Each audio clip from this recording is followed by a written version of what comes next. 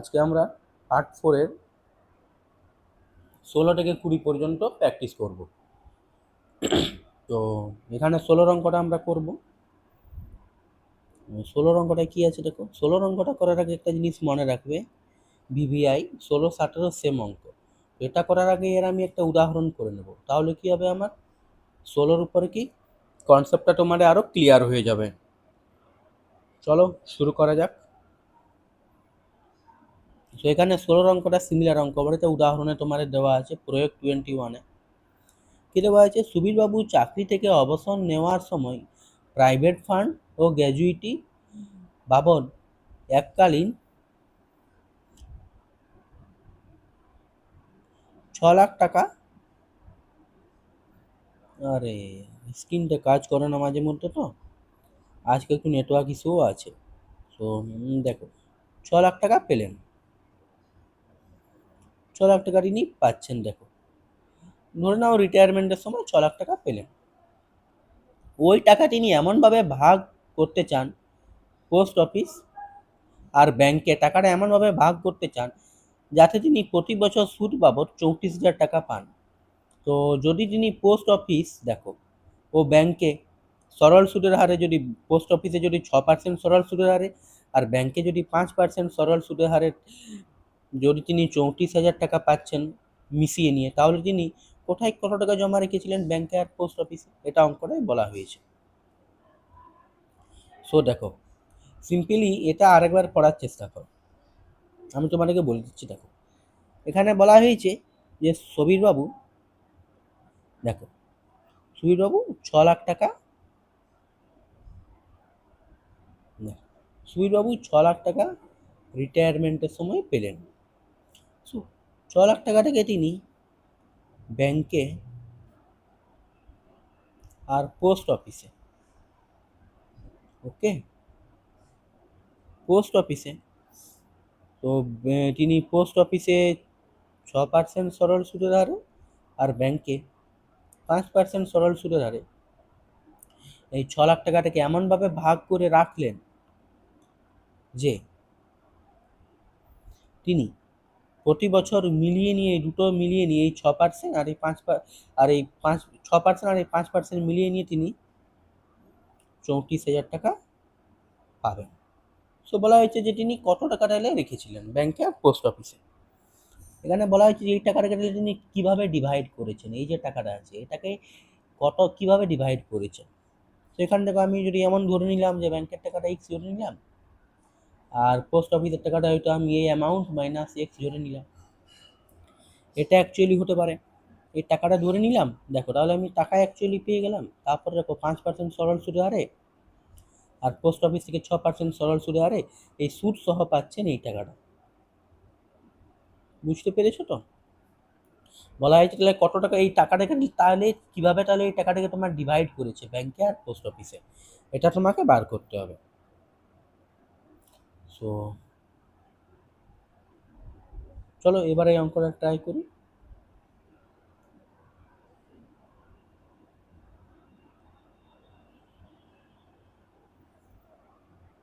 এখানে কি করে দেওয়া আছে দেখো, অঙ্কটা দেখো করে দিয়েছে। দেখো যেমন তুমি একটা উদাহরণ পাবো, তুমি ভাববে এখানে ব্যাংকে আমি ব্যাংকের টাকাটাকে এক্স ধরছি আর পোস্ট অফিসের টাকাটাকে আমি 6 লাখ মাইনাস এক্স ধরছি। তুমি বলতে পারো এটা আমি কেন করছি। সো এটার তোমাকে এটা আমি উদাহরণ দিচ্ছি, সিম্পল উদাহরণ। আশা করি এই উদাহরণের সাহায্যে তোমার কনসেপ্টটা ক্লিয়ার হয়ে যাবে।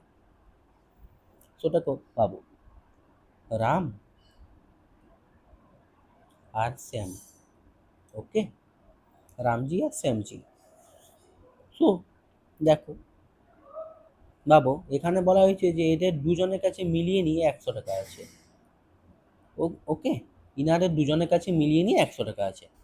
সো তুমি ভাবো, তারপরে শ্যামে যদি বলে যে না আমার কাছে 20 টাকা আছে, তাহলে রামের কাছে কত টাকা থাকবে, এই মোট টাকাটা মাইনাস 20।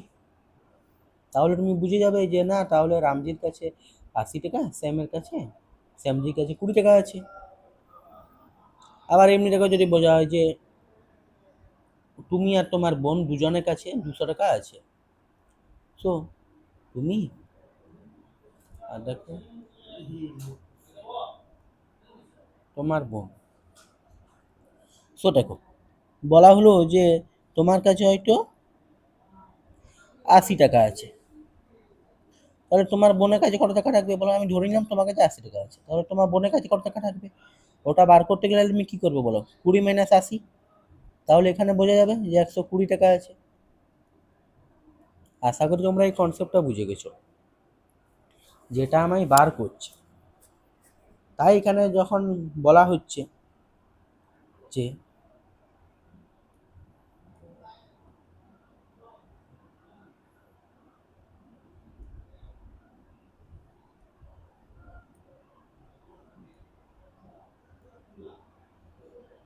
তাই এখানে যখন বলা হচ্ছে যে সবিরবাবু ব্যাংক থেকে অবসর নেওয়ার পরে ওনার কাছে 6 লাখ টাকা আছে ওনার কাছে। সো বলা হচ্ছে তাহলে পোস্ট অফিস আর ব্যাংকেরটা যখন আমি ধরে নিচ্ছি, সো আমি অফিসেরটা দেখো, পোস্ট অফিস আর ব্যাংক, সো ব্যাংকেরটা যদি আমি টাকা ধরে নিচ্ছি, তাহলে দেখো টোটাল 6 লাখ টাকার মধ্যে ব্যাংকেরটা যদি আমি টাকা ধরে নিচ্ছি, তাহলে পোস্ট অফিসেরটা কি হয়ে যাবে? 6 লাখ -X, যে তোমাদেরকে এক্সাম্পল বোঝালাম ও হিসাবে দেখলে তাহলে কি হয়ে যাবে? 6 লাখ -X হয়ে যাবে। আশা করি এবার তোমরা এটা বুঝে গেছো এই 6 লাখ -X কেন হলো পোস্ট অফিসে, আর ব্যাংকের ক্ষেত্রে টাকা কেন হবে।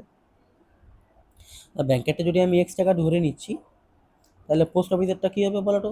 এই 6 লাখ মূল টাকাটা মাইনাস এক্সেরটা তাহলে তো বেরোবে, যেভাবে তোমাদেরকে এক্সাম্পলটা আমি বোঝাবার চেষ্টা করলাম। তো চলো এভাবে করা যাক। দেখো, তাহলে এখানে কি করেছে দেখো, ধরে নিয়েছে সুবীরবাবু টাকা ব্যাংকে জমা রেখেছেন। পোস্ট অফিসের ক্ষেত্রে কি করা হয়েছে দেখো তো, 6 লাখ -X টাকা। সো ব্যাংকের টাকাতে যখন সুদ পাবেন, তো এখানে তারপরে এখানে কি করা হলো যে ব্যাংকের টাকা সুদ পাবেন, তো এখানে দেখো x5 × 1/100 কেন হলো দেখো, এক্সটা দেখো এখানে তোমার পি হয়ে গেছে, আর সুদের হার করে দেখো ব্যাংকের বার্ষিক সরল সুদের হার কত 5%, সেটা দেখো তোমার আর বটে, আর একটা কি বটে তোমার টাইম বটে 1 বছর, তাই দেখো তোমার এটা হয়ে গেল। তাহলে এখানে PTR/100 এর ফর্মুলা ইউজ হলো। এবারে দেখো পোস্ট অফিসের ক্ষেত্রে কি হয়েছে দেখো, পোস্ট অফিসের ক্ষেত্রে সুদ পাবেন বলেছে, তাহলে পোস্ট অফিসের ক্ষেত্রে যখন হবে তখন পোস্ট অফিসের ক্ষেত্রে PTR/100 করার সময় কি হয়ে যাবে দেখো, পোস্ট অফিসের ক্ষেত্রে তুমি আসল তো জানো 6 লাখ, দেখো আসল এখানে দেওয়া আছে পোস্ট অফিসের ক্ষেত্রে এক্স, আর টাইম দেখো তোমার দেওয়া, সরি পার্সেন্টেজ, টাইম দেখো 1, আর আর কত এখানে, এটা দেখো তোমার টাইম হয়ে যাচ্ছে, এটা তোমার আর হয়ে যাচ্ছে। পোস্ট অফিসের ক্ষেত্রে সরল সুদের হার কত 6%, তাই দেখো তোমার এখানে 6 হয়ে গেছে। পোস্ট অফিসের ক্ষেত্রে সরল সুদের হার কত 6%, /100। তো তাহলে কি হয়েছে দেখো, এখানে কি বলা হয়েছে, পোস্ট অফিস ও ব্যাংকের অমানত করতে দেন তার প্রতি বছর সুদ বাবদ যখন বলা হয়েছে 34,000 টাকা, যখন তোমাকে বলে দেওয়া হয়েছে যে সুদ বাবদ 34,000 টাকা হবে। সো তাহলে যখন তুমি এখানে বুঝে গেছো যে এটা তোমার হয়ে গেল ব্যাংকেরটা, এটা পোস্ট অফিসের সুদ বাবদ হয়ে গেল, তাহলে কি হবে দেখো তো এখানে এই ব্যাংকের আর এই পোস্ট অফিসের ইকুয়াল টু 34,000 হবে। সো এখানে 34,000 কেন হলো, এটা সুদ বাবদ বলা হয়েছে, সুদ বাবদ বলা হয়েছে bank plus post office. Sorry একটু নেটওয়ার্কের জন্য, পাওয়ার কাটের জন্য নেটওয়ার্কটা অসুবিধা হয়ে গেছিল। তাহলে তোমরা এখানে বুঝে গেছো তো এখানে কি হচ্ছে। হ্যাঁ দেখো কি হলো, সুদ সহটা কেন হলো, ওটা এই জন্যই হলো যেখানে ব্যাংক প্লাস পোস্ট অফিস, এই দুটো মিলিয়ে যে 3400 টাকা, যে 34,000 টাকা যে হচ্ছে সুদ বাবদ, তাই ওটা এখানে হলো 34,000 টাকা, কারণ এটা শুধু একটার নয়, এটা দুটো মিলিয়ে নিয়ে বটে। তাই সেবার এখানে যেমন 100টাকে 100 ক্যালকুলেশন, যেমন নর্মাল ক্যালকুলেশন হয়, নর্মাল ক্যালকুলেশন করলাম 200 টাকা, এখানে তোমার এক্সের মান কত বেরিয়ে গেল 2 লাখ টাকা বেরিয়ে গেল। তাহলে আমরা এক্স কত ধরেছিলাম? ব্যাংকের টাকাটাকে আমরা এক্স ধরেছিলাম, তাই আমরা ব্যাংকে কত পেয়ে গেলাম? 2 লাখ টাকা রেখেছিলেন, একটা উত্তর পেয়ে গেলাম। আর পোস্ট অফিসেরটা কি ধরেছিলাম আমরা? 6 লাখ মাইনাস এক্স ধরেছিলাম। তো এক্স এর ভ্যালুটা এখানে পুট হয়ে গেল, যে এক্স এর ভ্যালুটা কত বেরিয়েছে এখানে? 2 লাখ টাকা। তো 2 লাখ টাকা এখানে পুট হয়ে গেল, তাই কত হয়ে গেল? 4 লাখ টাকা। পোস্ট অফিসে 4 লাখ টাকা হয়ে গেল। যখন আমার এখানে বলছে 6 লাখ টাকা, তো ওখানে দেখো আমি ব্যাংকেরটা পেয়ে গেলাম।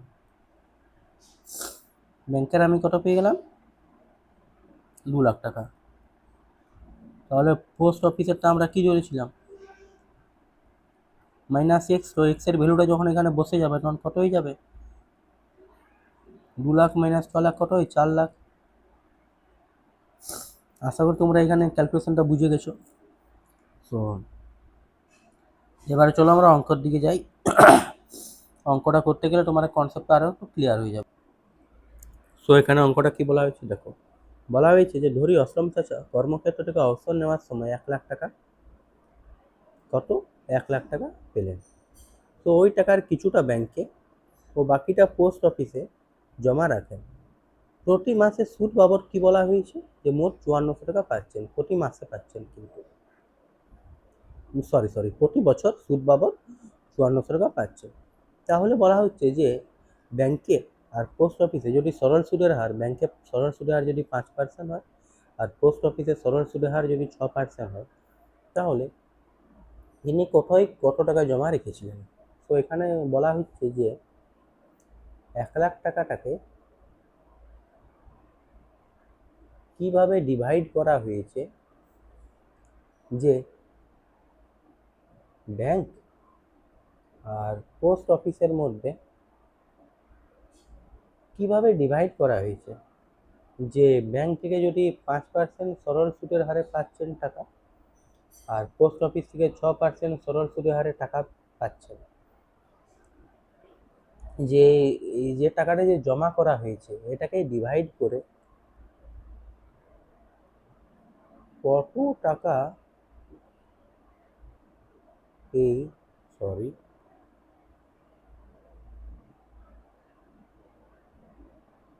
কত টাকা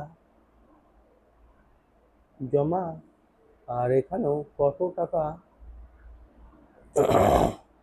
জমা করা হয়েছে, যে 1 লাখ টাকাটাকে কিভাবে তাহলে জমা করা হয়েছে ব্যাংকে আর পোস্ট অফিসে। যে ব্যাংক থেকে 5% আর এখান থেকে 6% সরল সুদের হারে প্রতি বছর 5400 টাকা পাচ্ছেন।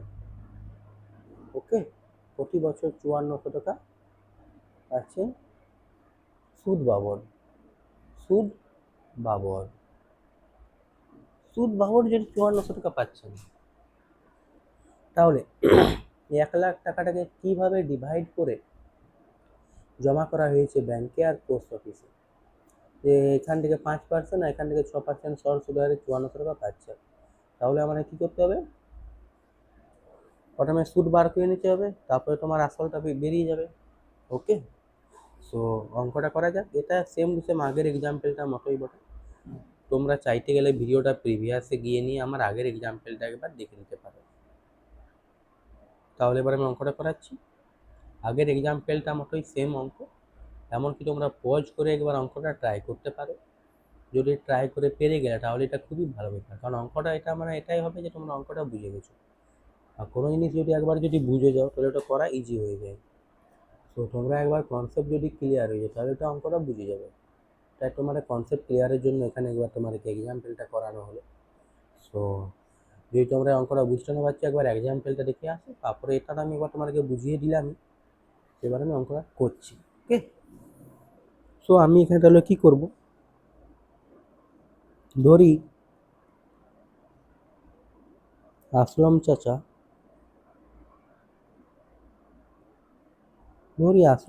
ব্যাংকে 1 লাখ টাকাটা বলা হয়েছে ব্যাংকে আর পোস্ট অফিসে কীভাবে রেখেছিলেন। যে ব্যাংক থেকে 5% আর পোস্ট অফিস থেকে 6% সরল সুদের হারে তিনি 5400 টাকা বছরে পাচ্ছেন। তো আমি কী করে নেবো? ধরি অসম চাচা ব্যাংকে এক্স টাকা জমা রেখেছিলেন।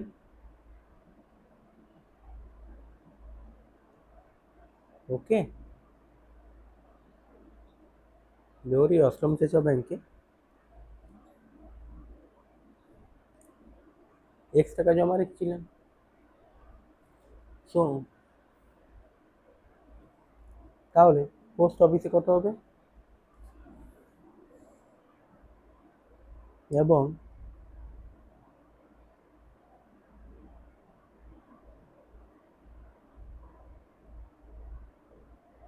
এবং পোস্ট অফিসে যে ওই 1 লাখ টাকা আছে,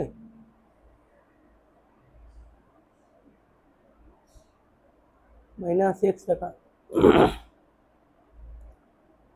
জমা রেখেছিলেন। আশা করি তোমরা বুঝে গেছো কনসেপ্টটা কেন হলো এটা। কারণ দেখো, যদি তোমাদেরকে একবার বোঝানো হয়েছে যে 100 টাকা আছে এ আর বি এর কাছে, তুমি জেনে গেলে যে বি এর কাছে 20 টাকা আছে, তাহলে এ এর কাছে কত টাকা হবে? 100 টাকার মধ্যে যদি 20 টাকা যদি বি এর কাছে থাকে, তাহলে এ এর কাছে কত হবে? 100 - 20 ইকুয়াল টু 80 টাকা থাকবে এ এর কাছে। সো এখানে সেম সেই ফর্মুলা ইউজ করা হয়। ওকে,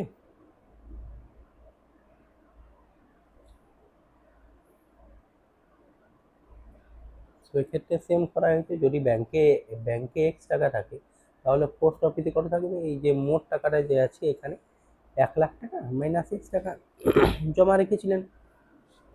সো এবার আমি ব্যাংকের ক্ষেত্রে বার করব যে, দেখো, ব্যাংকের ক্ষেত্রে আসল কত বেরিয়ে যাবে, তাহলে আমি ব্যাংকের ক্ষেত্রে আসল টাকা আমি এক্স ধরে নেব। ওকে, দেখো এক্স টাকা, তাহলে সময় কত হয়ে যাবে আমার? সময় 1 বছর, এবং সুদের হার কত হয়ে যাবে? সরল সুদের হার মনে রাখবো। ওকে, সরল সুদের হার কত হয়ে যাবে আমার? সরল সুদের হার ব্যাংকের ক্ষেত্রে সরল সুদের হার কত আছে? 5%। তো এটার ক্ষেত্রে সুদ কত হয়ে যাবে বলো তো এবার তাহলে আমায়? সুদ হয়ে যাবে তোমার আই ইকুয়াল টু কি হয়, পিটিআর বাই 100। তো এখানে পি এর ভ্যালু কত? এক্স। টি এর ভ্যালু কত? 1 বছর। আর কত? 5%, 100। তো এখান তাহলে কি হয়ে যাবে? 5x/100 টাকা। ব্যাংকের ক্ষেত্রে যে সুদটা হয়ে যাচ্ছে সেটা হচ্ছে 5x/100। তো এবার আমি পোস্ট অফিসের ক্ষেত্রে বার করব। সো পোস্ট অফিসের ক্ষেত্রে কি হয়ে যাবে? পোস্ট অফিসের ক্ষেত্রে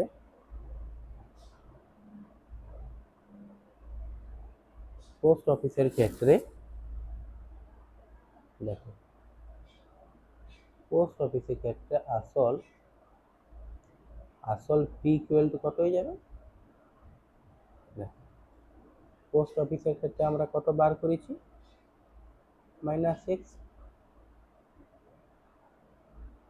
টাকা। সো সময় কত হয়ে যাবে আমাদের?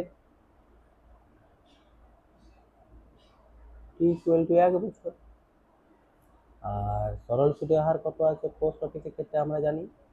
6%। সরল সুদের হার আর ইকুয়াল টু কি হয়ে যাবে? 6%। তো এবারে যদি আমি সুদ বার করছি, আই ইকুয়াল টু কত হয়ে যাবে? PTR by 100। তো এখানে পি কত আছে? এক্স টি 6,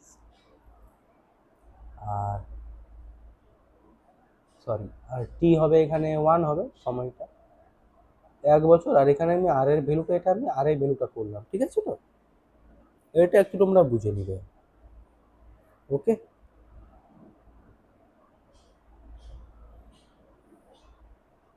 তো এখানে আর এর ভ্যালুটা হবে তোমার 6, আর টি এর ভ্যালুটা হবে 1, পি এর ভ্যালুটা এখানে দিলাম।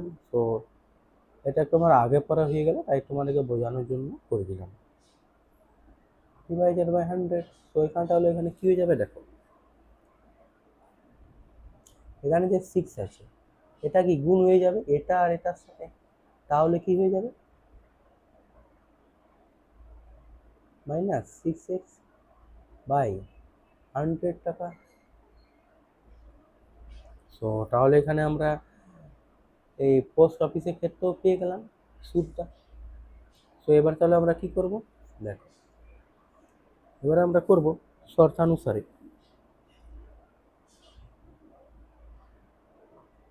শর্তানুসারে শর্তানুসারে কি হয়ে যাবে, এই প্রথমে যে ভ্যালুটা আছে, সরি স্টুডেন্টস,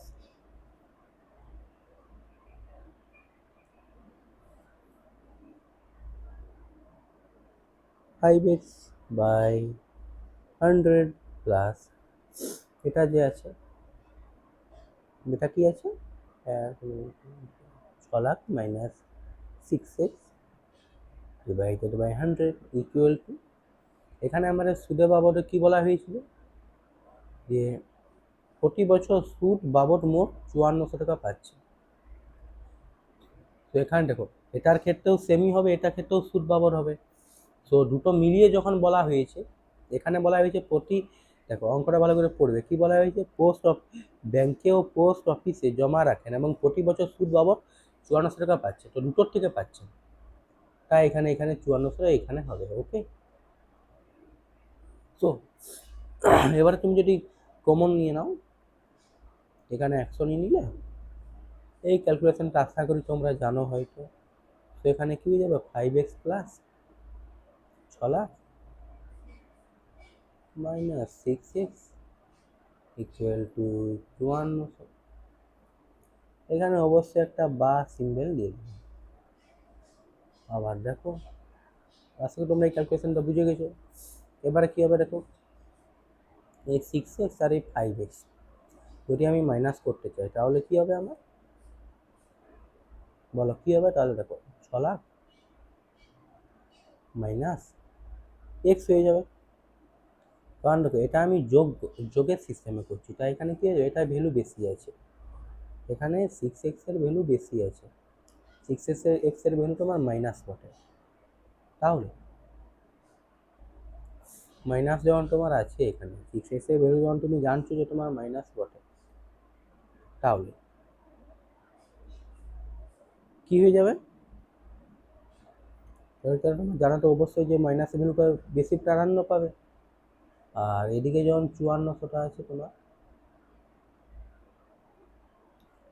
ইন্টু এই যে 100টা আছে ওটা এদিকে চলে আসবে। তো এবার যদি আমার হইলো -x হয়ে গেল, আর এখানে আমার 5400 সাথে যখন 100 ইন্টু ইন্টু হয়ে যাবে তখন কত হয়ে যাবে, 5,40,000 হয়ে যাবে মাইনাস, এখানে তুমি মনে রাখবে যেখানে কিছু নেই মানে এখানে প্লাস। সো এত বড় ভ্যালুটা যখন তোমার ওদিকে যখন তোমার যাবে, এই প্লাসের ভ্যালুটা যখন তোমার ওদিকে যাবে তখন তোমার কি হয়ে যাবে, মাইনাস হয়ে যাবে। সো এবারে এই -6 ইকুয়াল টু, যখন এটা মাইনাস হবে তখন এটার ভ্যালুটা বেশি আছে, এই সংখ্যার ভ্যালুটা বেশি আছে, তো এটার ভ্যালু কি মাইনাস। সো তাহলে কি হবে, তোমার মাইনাসের ভ্যালুটা বেশি প্রাধান্য পাবে, তাহলে এখানে কি হয়ে যাবে 60,000 হয়ে যাবে,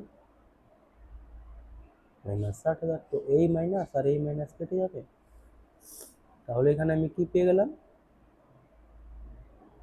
এক্স ইকুয়াল টু 60,000 টাকা। সো তাহলে এখানে আমি কি জানি বলো তো, তাহলে এখানে আমি কি জেনে গেছি বলো, যে ব্যাংকের ভ্যালু আমি ধরে রেখেছিলাম, ব্যাংক এক্স ধরে রেখেছিলাম, তো ব্যাংকের আমি এক্স পেয়ে গেলাম, তো ব্যাংকের ক্ষেত্রে এক্স কত হলো 60,000 টাকা। আর পোস্ট অফিসের ক্ষেত্রে কি হয়ে যাবে, এটাই পোস্ট অফিসের ক্ষেত্রে কি হয়ে যাবে পোস্ট অফিসের ক্ষেত্রে কী হয়ে যাবে, পোস্ট অফিসের ক্ষেত্রে আমি করেছিলাম 1 2 3 1 লাখ মাইনাস এক্স করেছিলাম। সো 1 লাখ মাইনাস এক্স যদি হচ্ছে, তাহলে এখানে কী হয়ে যাচ্ছে, মাইনাস এক্স, এক্সের ভ্যালু কী পাবে, 60,000।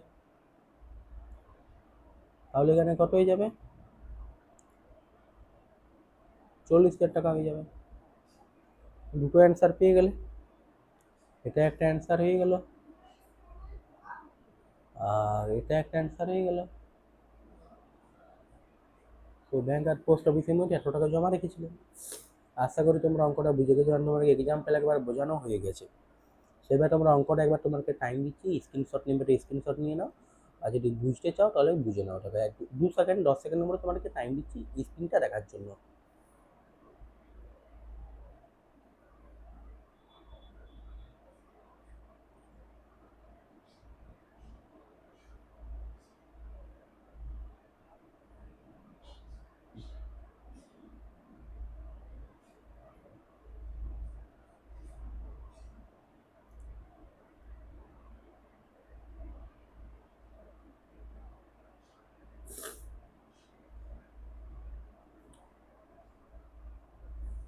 তো এবারে আমরা পরের অঙ্কটা করবো, পরের অঙ্কটাও সেম। ওকে, পরের অঙ্কটা একদম সেম টু সেম, উদাহরণের সাথে দুটো অঙ্ক একদম মিল আছে। পরের অঙ্কটা কী করে দেখো তো আমাদের, পরের অঙ্কটা পরে আমাদের রেখা দিদি কি আছে, রেখা দিদি তার সঞ্চিত অর্থের 10,000 টাকা দুটি আলাদা ব্যাংকে ভাগ করে একই সময়ে জমা দিলেন। সো দুটি আলাদা ব্যাংকের মধ্যে আমি ধরে নিচ্ছি প্রথম ব্যাংকের ক্ষেত্রে 6% সুদ পাচ্ছে, বার্ষিক 6% সুদ, আর দ্বিতীয় ব্যাংকের ক্ষেত্রে বার্ষিক 7% সুদ পাচ্ছে। সো 2 বছর পর তিনি যদি সুদ বাবদ মোট 1280 টাকা পাচ্ছে, তাহলে তিনি কোন ব্যাংকে কত টাকা জমা দিয়েছিলেন। ওকে, সেম অঙ্ক, মানে সেম অঙ্ক মানে দেখো কী হচ্ছে, বলছে 10,000 টাকা দুটো ব্যাংকে এমনভাবে জমা দিয়েছেন যে প্রতি দু না না সরি যে 2 বছর পরে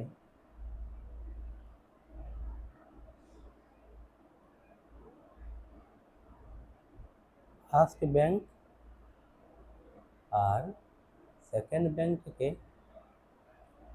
প্রথম ব্যাংক থেকে 6% সরল সুদের হারে, প্রথম ব্যাংক থেকে 6% সরল সুদের হারে, দ্বিতীয় ব্যাংক থেকে 7% সরল সুদের হারে 1280 টাকা পাচ্ছেন। সো বলা হয়েছে তাহলে এই 10,000 টাকাটাকে কীভাবে এই দুটো ব্যাংকে জমা দেওয়া হয়েছে, এই ব্যাংক ওয়ান আর এই সেকেন্ড ব্যাংক, এই দুটো ব্যাংকে 10,000 টাকাটাকে কীভাবে ডিভাইড করে দেওয়া হয়েছে। যে 2 বছর পরে, এই 2 বছর পরে 6% আর 7% সরল সুদের হারে তিনি 1280 টাকা পাচ্ছেন সুদ সহ। ওকে, সুদ বাবদ 1280 টাকা পাচ্ছেন, তাহলে হলে এখানে 10,000 টাকাটাকে কীভাবে ডিভাইড করে দেওয়া হয়েছে, এটা আমাকে বার করতে হবে। ওটা তাহলে এখানে টাইম দেওয়া আছে, সুদের হার দেওয়া আছে, সুদটা দেওয়া নেই, এটা সুদ বাবদ বলা হয়েছে। তাহলে এখানে সুদ দেখে আসল যেভাবে বললাম আমি প্রথমে সুদ, তারপরে সুদ দেখে ওখান থেকে আসল বেরিয়ে যাবে, তো আসলটা আমি ধরে নেব কিছু একটা সামথিং। ওকে, তোমাকে এক্সাম্পলটা দেখিয়েছিলাম, এক্সাম্পলটা সেম এটার সাথে, আর এই অঙ্কটাও সেম, এই আগের অঙ্কটাও সেম।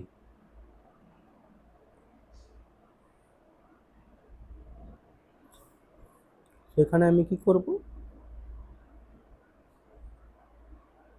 আমি ধরে নেব যে ধরি রেখা দিদি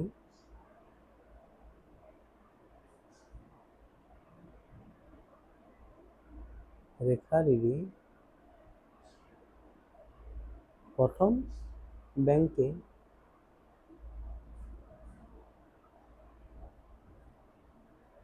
x টাকা এবং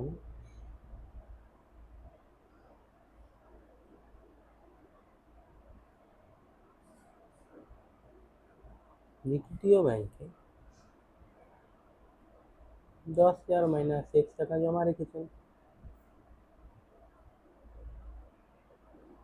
টাকা জমা রেখেছিলেন, রেখেছিলেন। তো তোমরা এখানে তো জেনে গেছো, প্রথম ব্যাংকে যদি আমার x টাকা জমা রাখা হয়, প্রথম ব্যাংকে যদি x টাকা জমা রাখা হয়, তাহলে দ্বিতীয় ব্যাংকে কত হবে?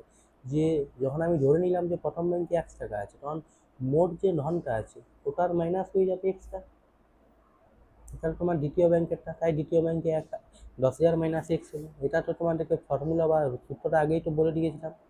যদি দেখো, রাম আর শ্যাম,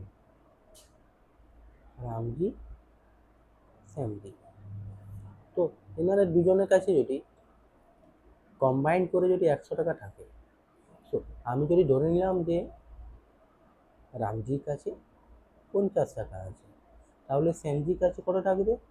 যে 100 মাইনাস 50 থাকবে। কারণ যখন রামজির কাছে 50 টাকা আছে, তখন শ্যামজির কাছে কত থাকবে? ওটা বার করতে গেলে কি করতে হবে বলে? 100 মাইনাস 50। তাহলে ওটা বোঝা যাবে যে 50 টাকা আছে। তো এখানে সেম সেই ফর্মুলাটা ইউজ হয়। যখন আমরা জেনে গেলাম যে ব্যাংকে x টাকা আছে, তখন ওখানে কত থাকবে? পোস্ট অফিসে কত থাকবে? সরি, যখন জেনে গেলাম প্রথম ব্যাংকে x টাকা আছে, তখন দ্বিতীয় ব্যাংকে কত থাকবে? এই 10,000 মাইনাস x টাকা। তাই এখানে ওটা হলো। এবার আমরা কি করব?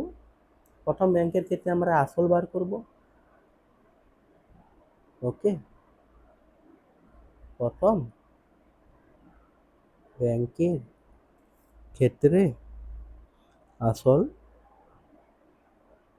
প্রথম ব্যাংকের ক্ষেত্রে আমাদের আসল কত হয়ে যাবে? আসল পি ইকুয়াল টু x টাকা। সময় কত হয়ে যাবে আমাদের? সময় টি ইকুয়াল টু 2 বছর। সুদের হার কত হয়ে যাবে? সুদের হার হয়ে যাবে আমাদের আর ইকুয়াল টু প্রথম ব্যাংকের ক্ষেত্রে 6%। সো তাহলে এখানে সুদ কত হয়ে যাবে আমাদের? I equal to PTR by 100। So এখানে যদি I equal to PTR by যদি 100 হয়, তাহলে পি এর ভ্যালু কত আছে? এক্স। টি এর ভ্যালু কত আছে? 2 বছর। আর এর ভ্যালু কত? 6, 100। সো তাহলে এখানে কত হয়ে যাবে আমাদের? 12x, 12x বাই 100 টাকা। তাহলে এখানে প্রথম ব্যাংকের ক্ষেত্রে সুদ বেরিয়ে গেল আই ইকুয়াল টু। এবারে আমরা কি করব? দ্বিতীয় ব্যাংকের ক্ষেত্রে করব। সো দ্বিতীয় ব্যাংকের ক্ষেত্রে আসল কত হয়ে যাবে? ইকুয়াল টু, আমরা জানি কি হয়ে যাচ্ছে এখানে, আসলটা 10,000 মাইনাস এক্স টাকা। তাহলে এখানে সময় কত হয়ে যাচ্ছে আমাদের? 2 বছর। সুদের হার কত হয়ে যাচ্ছে আমাদের?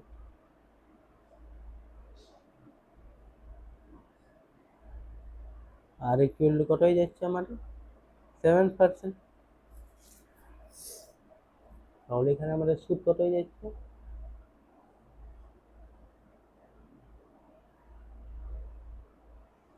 PTR by 100। সো পি এর ভ্যালু কত হয়ে যাচ্ছে আমাদের? পি এর ভ্যালু আমরা জানি এখানে 10,000 মাইনাস এক্স। টি কত আছে আমার 2 বছর, আর সুদের হার কত আছে আর ইকুয়াল টু 7, এখানে 100। তো এখানে কী করবো, আমি ডাইরেক্ট করে দেবো 7 ইন্টু 2 কত হয়ে যাবে আমার, দেখো -6 ইন্টু 14/100। সো এখানে এটা তোমরা তো জানো কি হয়ে যাবে, এখানে এটা আমার 14 দিয়ে কী হবে আমার ইন্টু হয়ে যাবে দুটো। তো কত হয়ে যাবে এখানে 14, 1,40,000 মাইনাস 14x/100। তো তাহলে এখানে আমি সেকেন্ডেরটাও পেয়ে গেলাম। দ্বিতীয় ব্যাংকের ক্ষেত্রেও আমার সুদ দুটো বেরিয়ে গেল, প্রথম ব্যাংক আর দ্বিতীয় ব্যাংকের ক্ষেত্রে আমার সুদ বেরিয়ে গেল। সো প্রথম আর দ্বিতীয় ব্যাংকের জন্য আমি ধরে নিয়েছিলাম। সো তারপর থেকে অঙ্কটা দেখো, তো প্রথম ব্যাংকের ক্ষেত্রে যখন আমি আসল বার করলাম, এক্স টাকা ধরে নিলাম, টাইম আর এখানে সুদ বার করলাম। সো এখানে সুদ দেখো প্রথম ব্যাংকের ক্ষেত্রে বেরিয়ে গেল। আমি সেকেন্ড ব্যাংকের ক্ষেত্রে এলাম, আসলটা আমার আগেই ধরে নিয়েছিলাম, সময় আর পিটিআরে যে ফর্মুলা কাজে লাগে ওটা লাগালাম। এখানে 14 এলো, 7 ইন্টু 2 কত, এই 14, 14 যখন ইকুয়াল টু হলো, ইন্টু হলো যখন গুণ হয়ে গেলো, যখন মাল্টিপ্লাই হলো, তো দেখো আমার এই ভ্যালুটা বেরিয়ে গেল, প্রথম ব্যাংক আর দ্বিতীয় ব্যাংকের ক্ষেত্রে বেরিয়ে গেল। এবার একটা জিনিস এখানে পড়েছিল তোমরা হয়তো, যে প্রথম আর দ্বিতীয় ব্যাংক মিলিয়ে সুদ বাবদ কত পাচ্ছে, 1280 টাকা পাচ্ছে সুদ বাবদ। সো তাহলে এখানে কি হবে, দেখো প্রথম ব্যাংক, দ্বিতীয় ব্যাংক আর দ্বিতীয় ব্যাংক, এখানে তাহলে কি হবে, এখানে শর্তানুসারে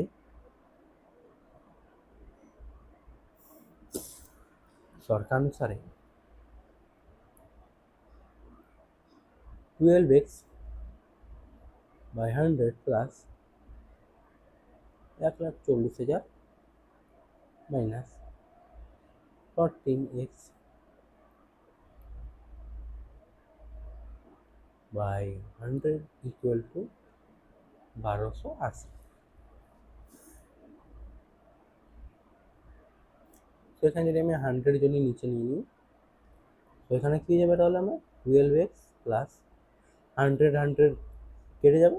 তো কেটে যাবে না, এই যে ইকুয়াল টু যেভাবে হয় তোমাদের যেভাবে ক্যালকুলেশন করো ওইভাবে করতে গেলে কী হবে, 100 ইকুয়াল হয়ে যাবে, তো উপরে ভ্যালুটা সেমই থাকবে, equal to 1280।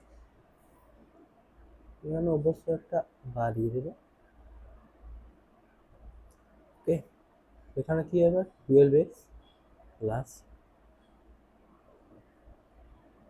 Minus 14x equal to 1280 into 100। তুমি বুঝতে পেরেছো হয়তো 100টা কেন ওদিকে গেল। সো এবারে কী হয়ে যাবে, 12x আর মাইনাস 14x, তাহলে কী হয়ে যাবে, এখানে 2x হয়ে যাবে, আর এখানে মাইনাস হবে। কেন মাইনাস হবে, কারণ এখানে মাইনাসের ভ্যালুটা বেশি আছে, বড় তো 14 আর 12, তো কোনটা বড়, 14 বড়, তাই এখানে 14-এর ভ্যালুটা হবে, মাইনাসটা হবে। এবার দেখো এখানে যখন হয়ে যাচ্ছে 100 দিয়ে গুণটা, তখন কি যখন এই ভ্যালুটা যখন যাচ্ছে, এটা দেখো কী আছে, এটা তোমার প্লাস ভ্যালু আছে। তুমি তো জানো প্লাসটা যখন ওদিকে যাবে তখন কী হবে, মাইনাস হয়ে যাবে। তাই কত হয়ে গেল এবারে এখানে -2x ইকুয়াল টু, যখন তুমি দুটোর বার করবে তখন তোমার কত হয়ে যাবে, -1,2 12,000 হয়ে যাবে। তো এখানে কী হবে, মাইনাস আর এই মাইনাসটা কেটে যাবে, তাহলে এখানে এক্স হবে, আর যখন এখানে 12,000 হচ্ছে, 2টা এখানে চলে আসবে, 2 দিয়ে যখন কেটে যাবে তখন কত হয়ে যাবে, 6,000। তাহলে আশা করি তুমি এখানে বুঝে গেছো যে এক্স ইকুয়াল টু কত হয়ে গেল, 6,000 টাকা। সো এখানে ক্যালকুলেশনটা হয়ে গেল, এটা 1280 টাকা কি সুদ বাবদ দুটো ব্যাংকের ছিল, তাই ওটা এখানে হয়ে গেল। এখানে এটা ভ্যালু প্লাস কেন হলো ওটাও জানো, এখানে গেল মাইনাস হয়ে গেলো, এখানে মাইনাস মাইনাস কেটে গেল। ওকে, তো তাহলে এখানে কী হবে, এবার আমি তাহলে কী ধরেছিলাম উত্তরে, এক্স, আমি কি ধরেছিলাম প্রথম ব্যাংক, প্রথম ব্যাংকে 6,000 টাকা,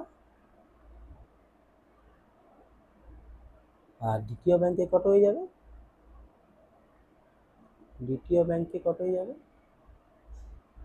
কত ধরেছিলাম দ্বিতীয় ব্যাংকের ভ্যালুটাকে আমি 10,000 মাইনাস এক্স ধরেছিলাম। তো আমরা এখানে কি জানি? আমরা এখানে এক্স এর ভ্যালুটা জানি। দেখো, তাহলে আমরা এখানে এক্স এর ভ্যালুটা জানি। তো কি হয়ে যাবে? 10,000 মাইনাস 6,000 টাকা।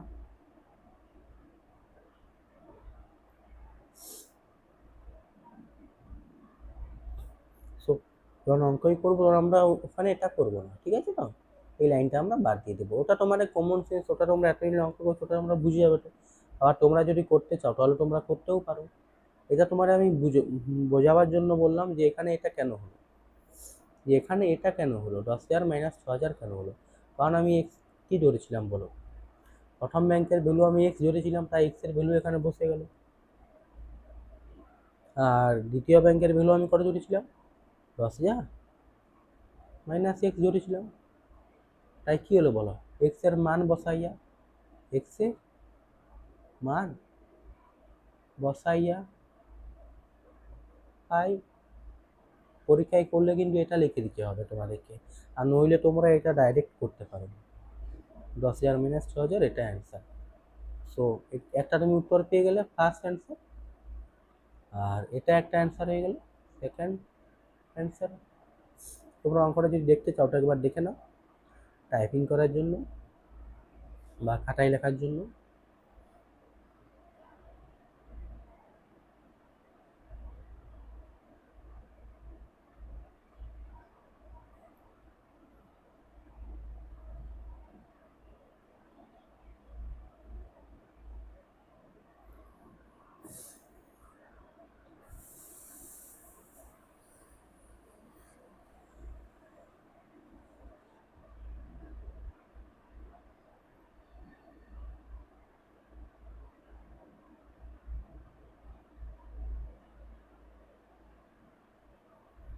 তো স্টুডেন্টস, এবারে আমরা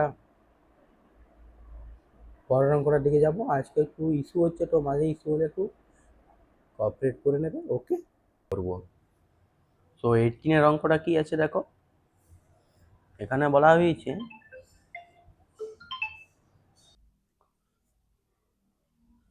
এখানে আমরা এবারে 18 অঙ্কটা ট্রাই করব। 18 অঙ্কটাই আছে কি দেখো, কোনো ব্যাংকে বার্ষিক 5% হারে সরল সুদ দেয়। তো কোনো ব্যাংক বার্ষিক 5% হারে সরল সুদ দেয়। ওই ব্যাংকে দীপুবাবু বছরের প্রথমে 15,000 টাকা জমা জমা নিলেন, আর 15,000 টাকা জমা দেওয়ার 3 মাস পরে 3,000 টাকা তুলে নিলেন। তো প্রথম 3 মাস দেখো কি হচ্ছে, 15,000 টাকা জমা থাকছে। এবারে পরের 3 মাস, মানে 3 মাস পরে কি করছেন, 3,000 টাকা তুলে নিচ্ছেন। 3,000 টাকা তুলে নিচ্ছেন, তুলে নিল, ওকে? সো তুলে নিলেন, এবং টাকা তুলে নেওয়ার 3 মাস পরে আবার তিনি 8,000 টাকা জমা নিলেন। সো এই টাকা তুলে নেওয়ার যে 3 মাস হচ্ছে, 3 মাস পরে যে টাকা তুলে নিচ্ছে, তো এর 3 মাস পরে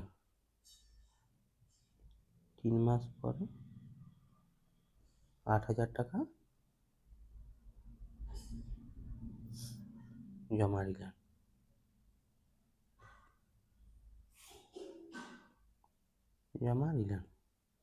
সো ওই বছরের শেষে দীপুবাবু সুদে আসলে কত টাকা পাবেন? কি বলা হয়েছে? সুদে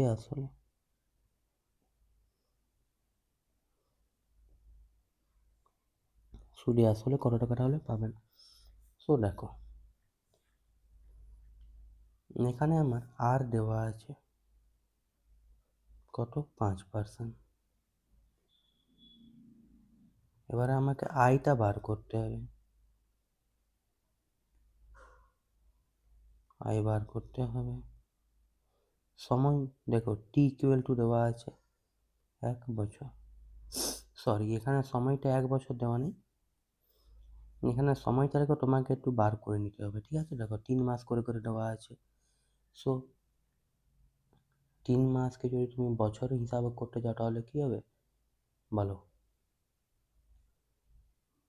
তাহলে তোমার কি হবে 3/12 বছরে করতে গেলে, তাহলে এখানে বছর হবে।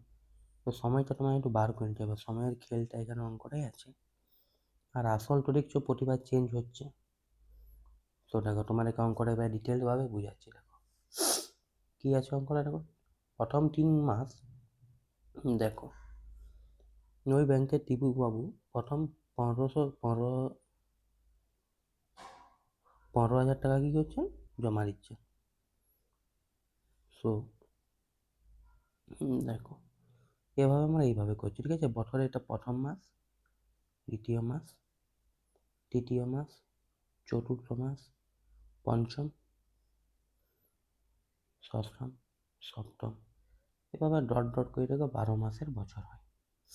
সো কী করছে, প্রথম যে এই 3 মাসের যে টাইম ফ্রেমটা দীপুবাবুর, প্রথম 3 মাস কী করছে 15,000 টাকা। দেখো প্রথম 3 মাস কী করছে 15,000 টাকা রাখছে। ওকে, দেখো এখানে দেওয়া হয়েছে 15,000 টাকা 3 মাস জমা দেওয়ার। ওকে, প্রথমে 15,000 টাকা জমা দেওয়ার 3 মাস পরে 3,000 টাকা তুলে নিলেন। তো দেখো 15,000 টাকা জমা দেওয়া হয়ে গেল। তারপরে দেখো প্রথম মাস, দ্বিতীয় মাস, তৃতীয় মাস, এই 3 মাস পরে কী করছেন 3 মাস তো 15,000 টাকা জমা রয়েছে, কিন্তু যখনই এই 3 মাসের টাইম ফ্রেমটা শেষ হয়ে গেল, সো কী করছেন 3,000 টাকা তুলে নিচ্ছেন। 3,000 টাকা তুলে নিচ্ছেন। সো 15,000 টাকা থেকে 3,000 টাকা যদি তুলে নেওয়া হয়,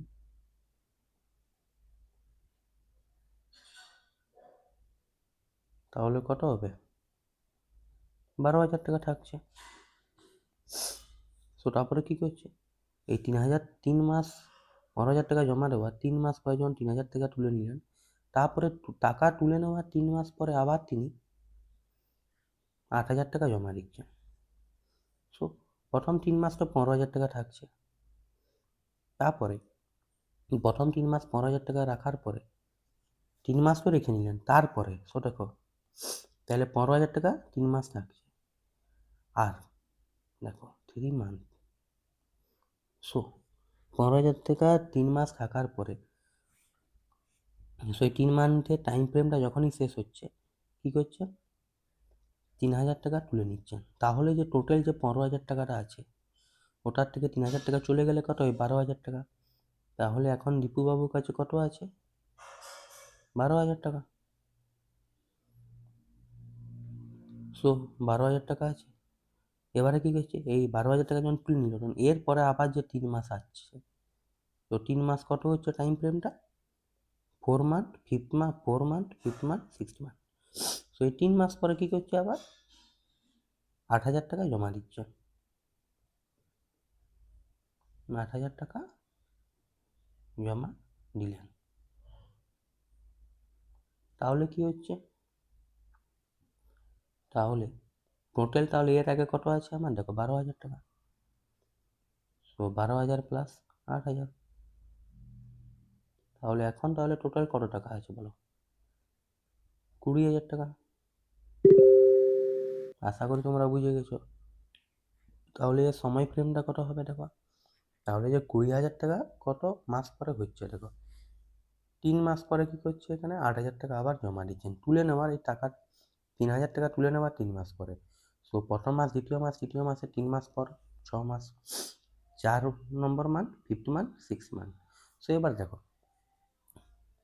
তুমি যখন সময়টা যখন ধরবে তাহলে 15,000 টাকা কত মান্থ ছিল বলো, কত মাস ছিল বলো?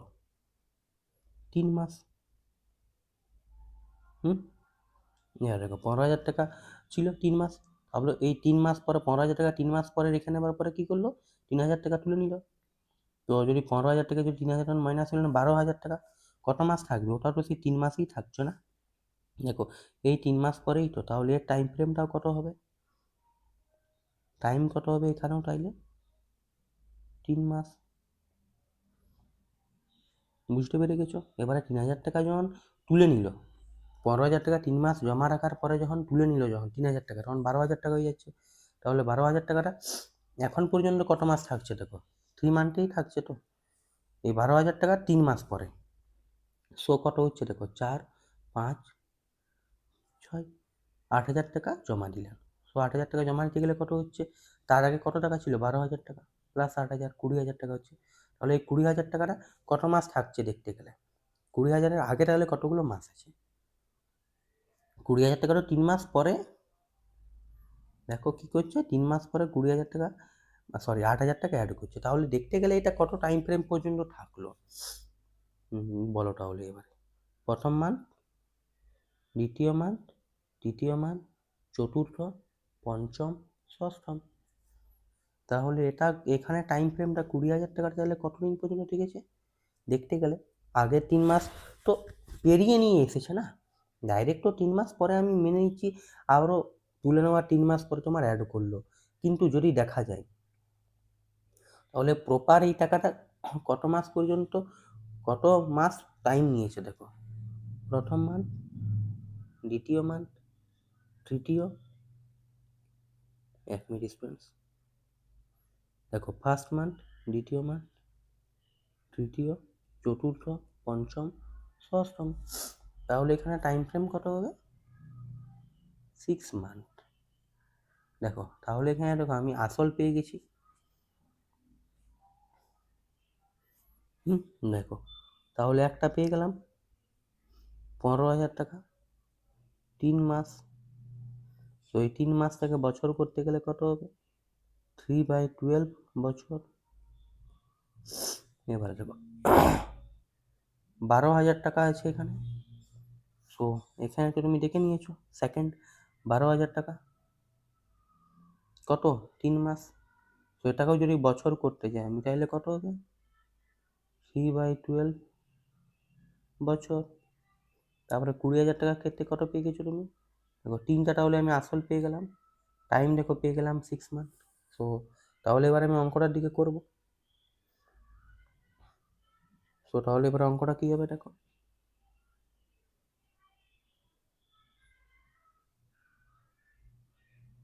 দেখো তাহলে এবার অঙ্কটা কী হয়ে যাবে দেখো। ধরি সরল সুদের হার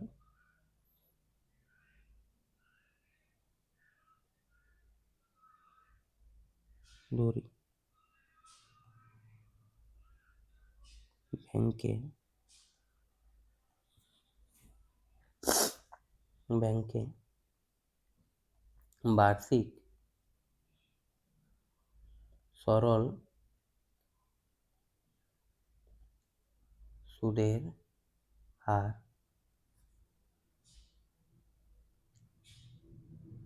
আর ইকুয়াল টু কত হয়ে যাবে?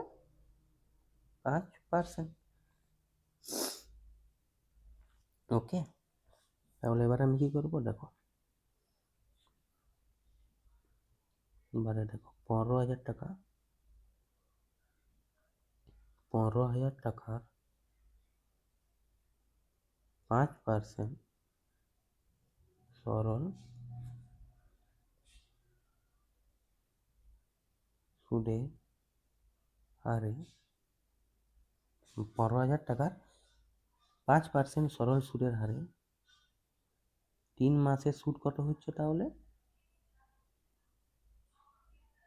দেখো কত হচ্ছে 3 মাসের সুদটা?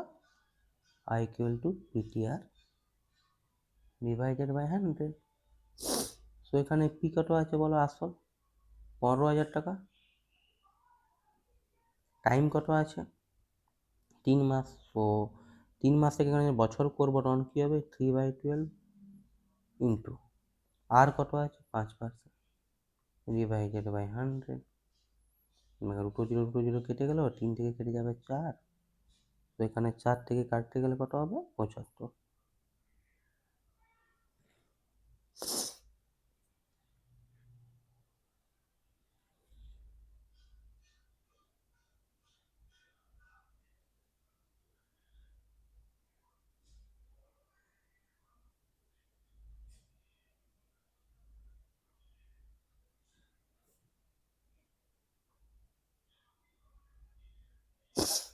দেখো সরি,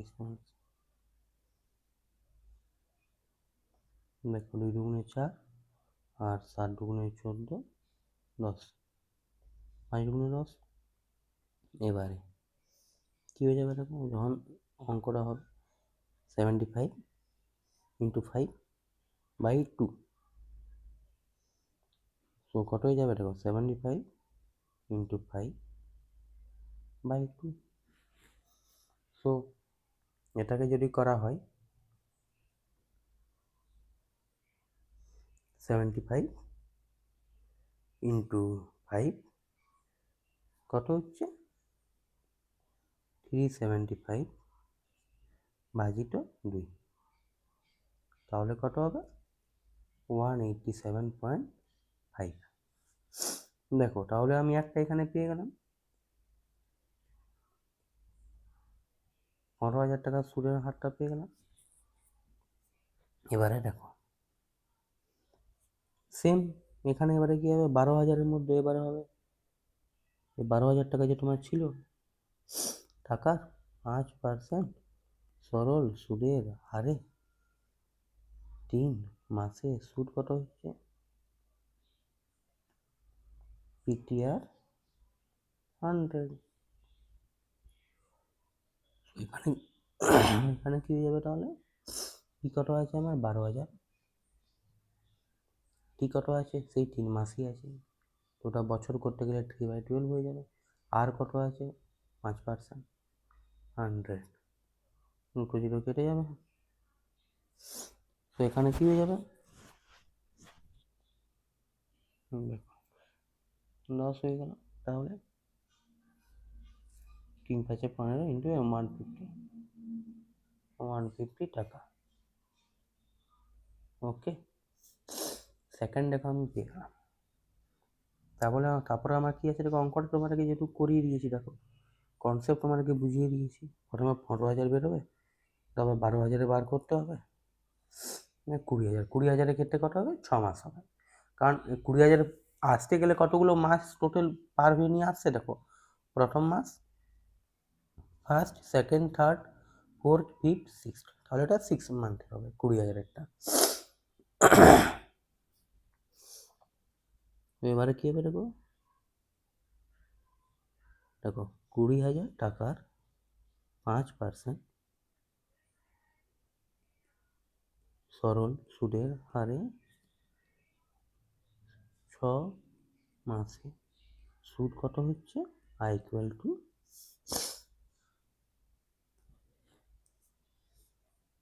টু কী হচ্ছে PTR 100। তো এখানে কী হয়ে যাবে দেখো, পি এর ভ্যালু কত 20,000, টি এর ভ্যালু কত আছে 6, মাসটাকে বছর করলে 6/12, 5% 5 হয়ে যাবে 100, কেটে যাবে 6 ডিগ্রি 2 কেটে যাবে, 2 থেকে কেটে গেলে কত হবে 100 হবে, তাহলে এখানে কত হবে 500 টাকা। তো দেখো আমরা সুদ পেয়ে গেলাম, তাহলে তিনটার ক্ষেত্রে তাহলে মোট সুদ কত হয়ে যাবে, এখানে সুদে আসলে তোমার অ্যান্সার খুঁজেছে, তাহলে আগে মোট সুদটা বার করে নিচ্ছি। মোট সুদ কত হয়ে যাচ্ছে, প্রথমে তাহলে আমরা কত বেরিয়েছি 187.5, 187.5, দ্বিতীয়তে 150, তারপরে কত হয়ে গেছে 500, তো কত হয়ে যাচ্ছে আমাদের মোট সুদ 837.5 টাকা। তারপরে বছরের শেষে দীপুবাবু সুদে আসলে তাহলে কত পাবেন? অতএব বছরের শেষে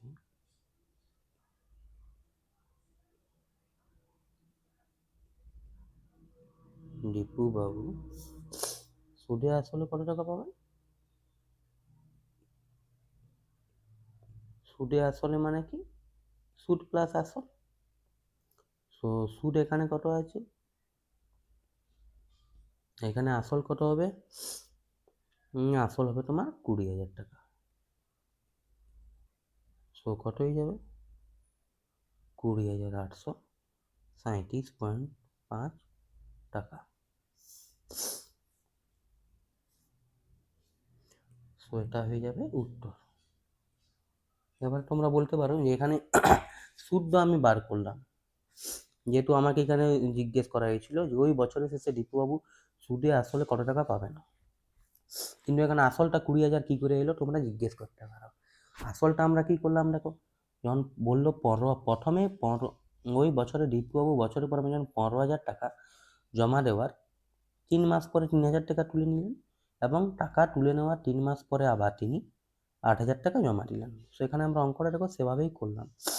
তো যখন টোটাল হচ্ছে দেখো, প্রথমে যখন তোমার 15,000 টাকা, দেখো কি বলা হয়েছে যে 15,000 টাকা বছরে প্রথমে 15,000 টাকা কী করছেন,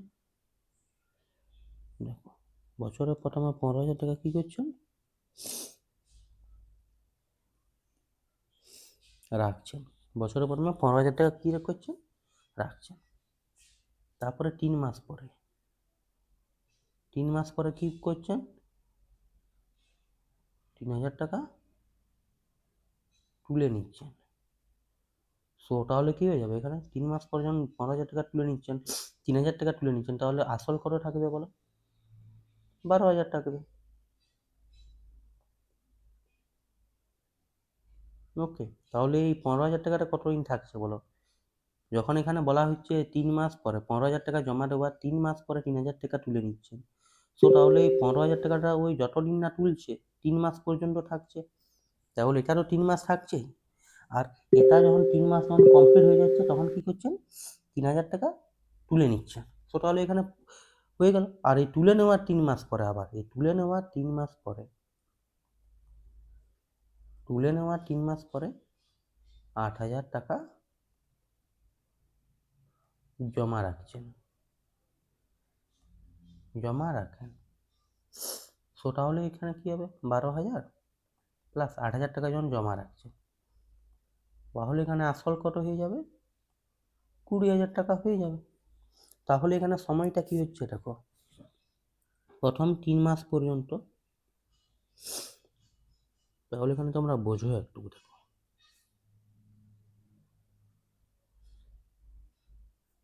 এখানে 15,000 টাকাটা কী হচ্ছে দেখো, 3 মাস পর্যন্ত তোমার থাকছে। প্রথমেই 15,000 টাকার তোমার 3 মাস পর্যন্ত থাকছে, তাহলে এখানে সময়টা কিন্তু 3 মাসই হবে। আর এই 3 মাস পর্যন্ত থাকার পরে কি করছে, 3,000 টাকা তুলে নিচ্ছে, তাহলে 3,000 টাকাটা কতদিন পর্যন্ত থাকছে, এটাও দেখতে গেলে 3 মাসই থাকছে। তারপরে তাহলে এখানে মোট তাহলে শুধু একটাই, শুধু 3 মাস পর্যন্ত, 3 মাসের মধ্যে এত সকল হয়ে যাচ্ছে দেখো। তারপর এই যখন 3 মাস হয়ে গেল, 3 মাস পরে কি করছে, 8,000 টাকা জমা রাখছেন, আরও জমা করছেন।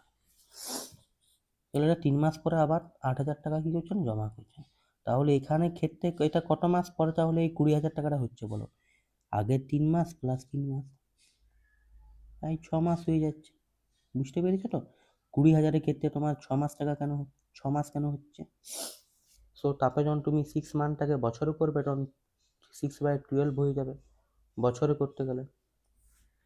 আর এখানে আসলটা 20,000 কেন হলো, 15,000 টাকা দিয়েছিল, তারপরে 15,000 টাকা 3 মাস রাখার পরে কী করলো, 3,000 টাকা তুলে নিচ্ছেন, তাহলে টাকা কত হয়ে যাচ্ছে, 12,000 টাকা হয়ে যাচ্ছে।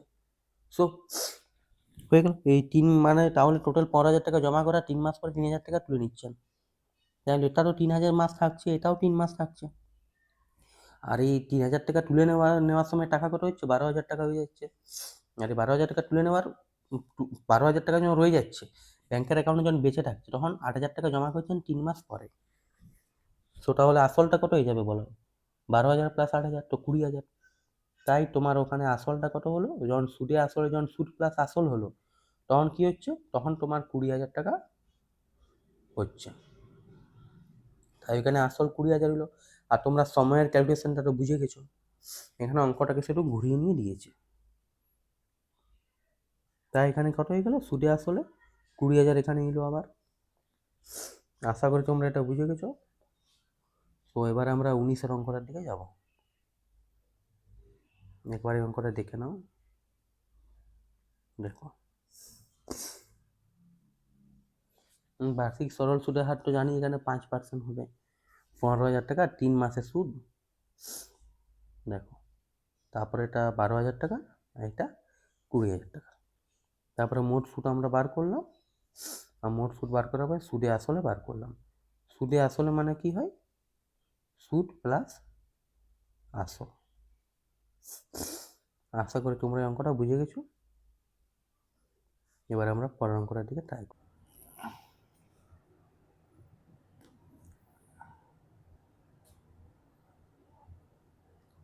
তো হ্যালো স্টুডেন্টস, সরি আমার একটু স্ক্রিন রেকর্ডিংয়ে অসুবিধা হয়ে গেছিলো ইস্যুর জন্য। প্রিভিয়াস টেক্সটটা তোমার হেঁটে গেছে। সো আমি তোমাদেরকে আরেকবার এটা বুঝিয়ে দিচ্ছি। ওকে, দেখো অঙ্কটা কী বলে দেখো। রহমত চাচা একটি বাড়ি তৈরি করার জন্য 12% সরল সুদের হারে 2,40,000 টাকা ব্যাংক থেকে ধার নেন। ওকে, সো 12% সরল সুদের হারে কি করছে? 2,40,000 টাকা ব্যাংক থেকে ধার নিচ্ছেন। ওকে, এবারে কি বলা হয়েছে? ধার নেওয়ার 1 বছর পর তিনি প্রতি মাসে 5,200 টাকা ভাড়া দেন।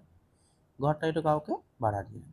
সো যে দেখো, এই টাকাটা যে ধার যে নিয়ে নিচ্ছে 12% সুদে 2,40,000 টাকা, এই টাকাটা ধার নেওয়ার 1 বছর পরে কি করছেন?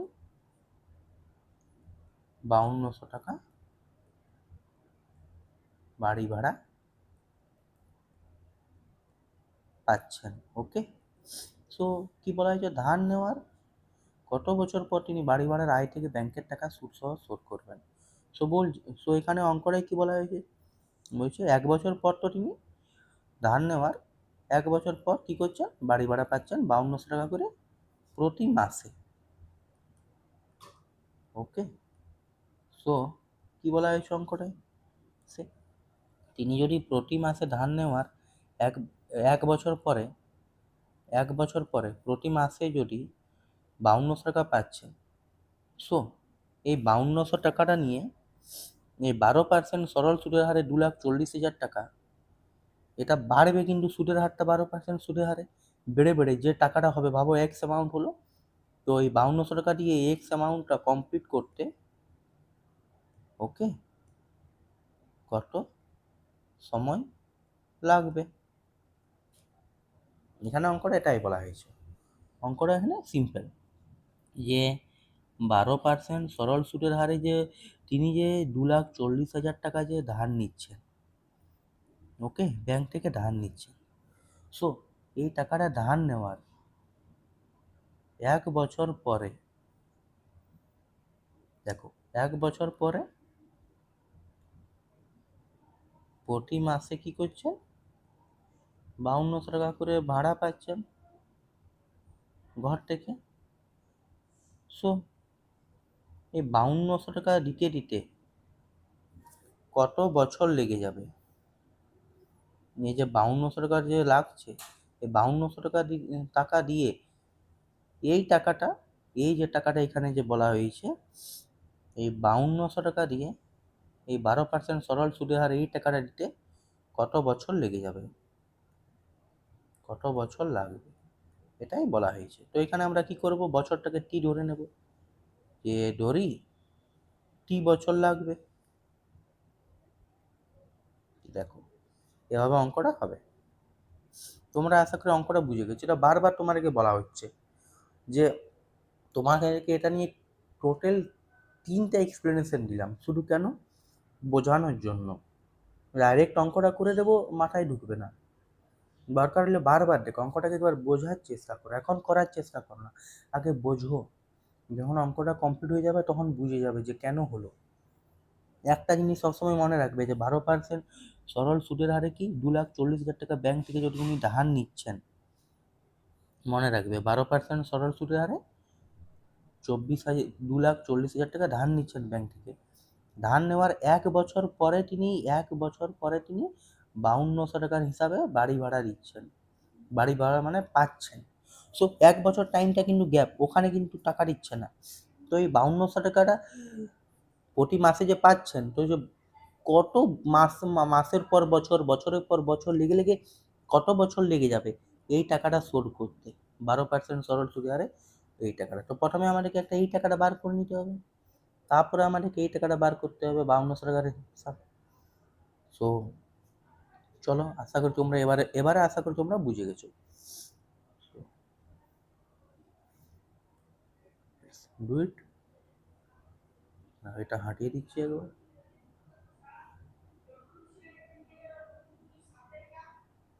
দেখো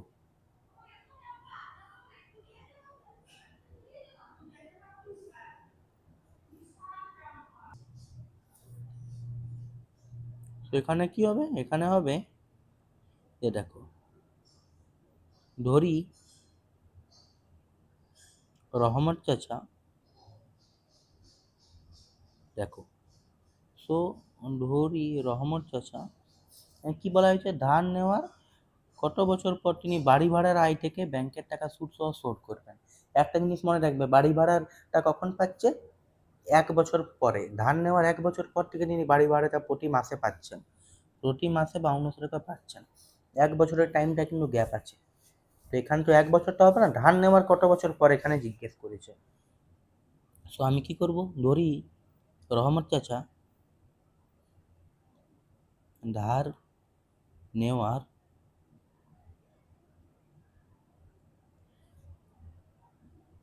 টি বছর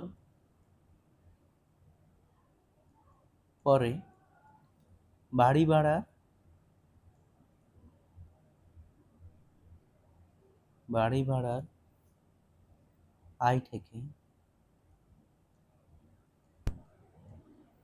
বাড়ি ভাড়ার আয় থেকে স্পেন্ড বাড়ি ভাড়ার আয় থেকে ব্যাংকে টাকা সুদ সহ শোধ করবেন।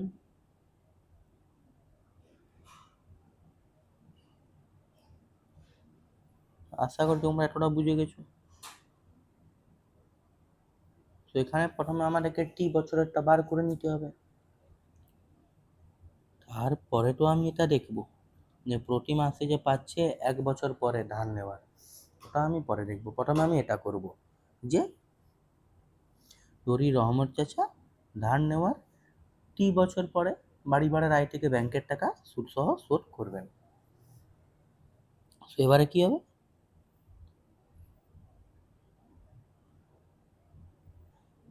দেখো অতএব 2,40,000 টাকার, দেখো 12% সরল সুদের হারে টি বছরে সুদ কত হচ্ছে বলো তো? টি বছরে যদি আমি সুদ বার করি তাহলে এখানে আমার আই ইকুয়াল টু কত হবে, পিটিআর বাই 100। সো যদি এখানে বসারে যাই তাহলে কত হবে, পি এর ভ্যালু কত আছে বলো না আমার, 2,40,000 টাকা।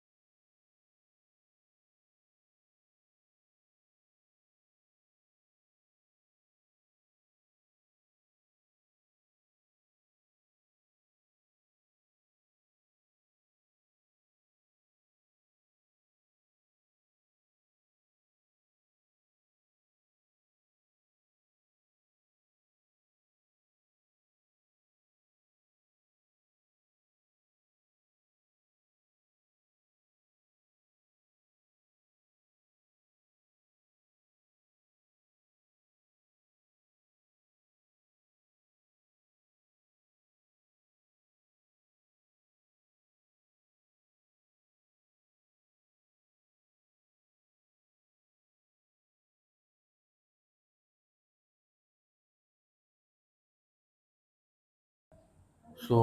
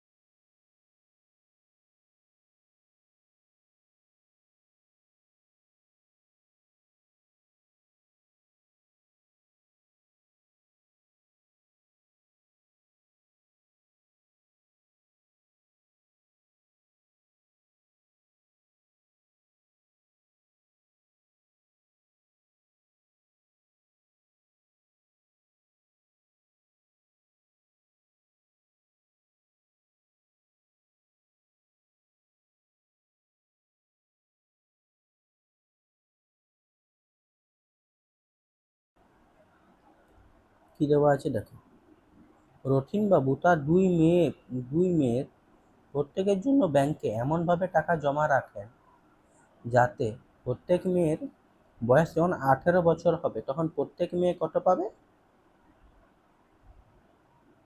1,20,000 টাকা করে পাবে প্রত্যেক মেয়ে। ওকে, সো ব্যাংকে বার্ষিক সরল সুদের হারটা করে 10%। সো এবং মেয়েদের বর্তমান বয়স করে প্রথম মেয়ের 13 বছর, দ্বিতীয় মেয়ের 8 বছর ধরে নিচ্ছি আমরা। তাই প্রত্যেক মেয়ের জন্য ব্যাংকে কত টাকা জমা রেখেছিলেন? তো কী হবে দেখো, এ ধরে নিচ্ছি এ একটা মেয়ে, প্রথম মেয়ে। ওকে, প্রথম মেয়ে, আর বি হচ্ছে দ্বিতীয় মেয়ে। তো এখানে বলা কি হয়েছে যে 10% সরল সুদের হারে দুটো মেয়ের জন্য টাকাটা এমনভাবে জমা রাখছেন, এই 1,00,000 এমনভাবে একটা টাকায় জমা রাখছেন যে 10% সরল সুদের হারে প্রথম মেয়ে যখন 18 বছর হবে, আর এখানে দ্বিতীয় মেয়েরও যখন 8 বছর হবে। ওকে, সরি, দ্বিতীয় মেয়েরও যখন 18 বছর হবে, দুটো মেয়ে যখন 18 বছর হয়ে যাবে তখন তারা 1,20,000 টাকা পাবে।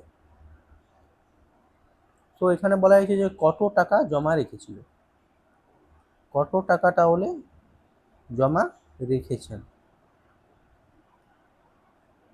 এখানেও সেম, কত টাকা জমা রেখেছেন। তো এখানে বলা এটাই হয়েছে যে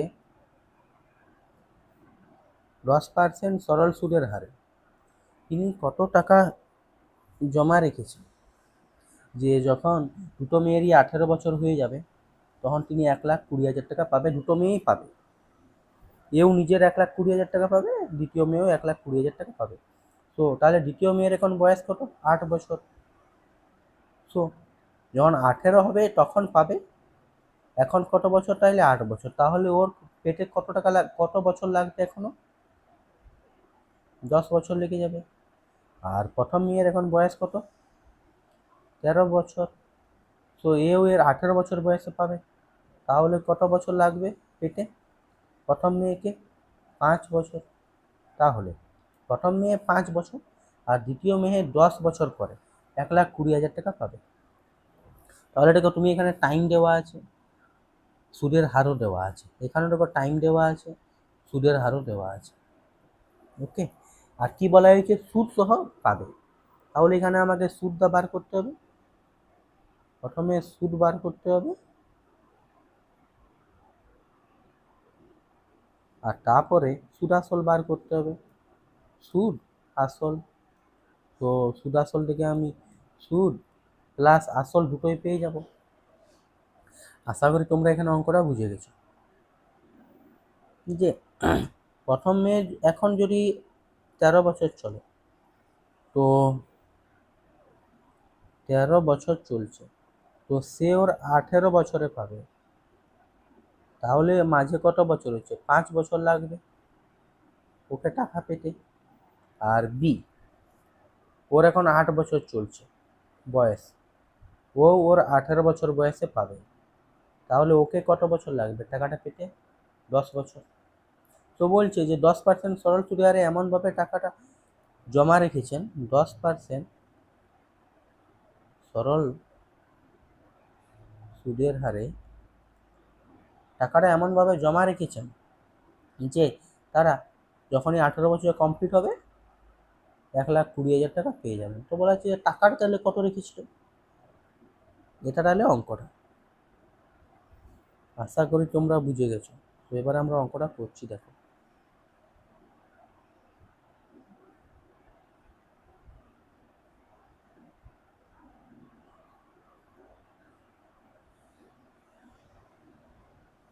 দেখো,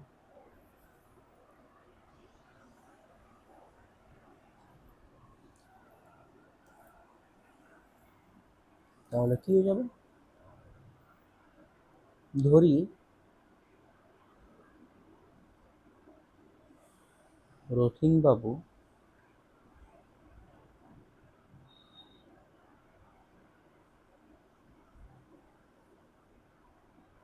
ধরি রতিন বাবু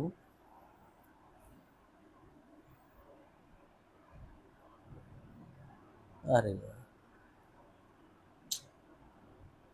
সরি আজকে একটু স্ক্রিনে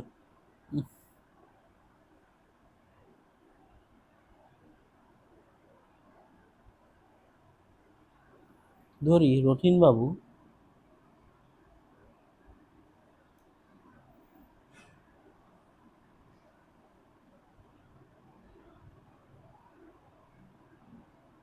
প্রথম মেয়ের একটু হ্যান্ড রাইটিং এ অসুবিধা হচ্ছে স্টুডেন্টস। সো তোমরা একটু ওয়েট করো, দেখো এবারে লিখছি। একটু আজকে জানি না কেন অসুবিধা হচ্ছে। আরে বাবা, দেখো তাহলে কি হয়ে যাবে এখানে? ধরি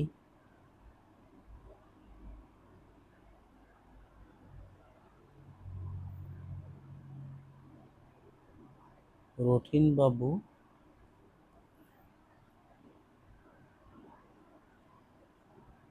প্রথম ধরি রথিন বাবু প্রথম মেয়ের জন্য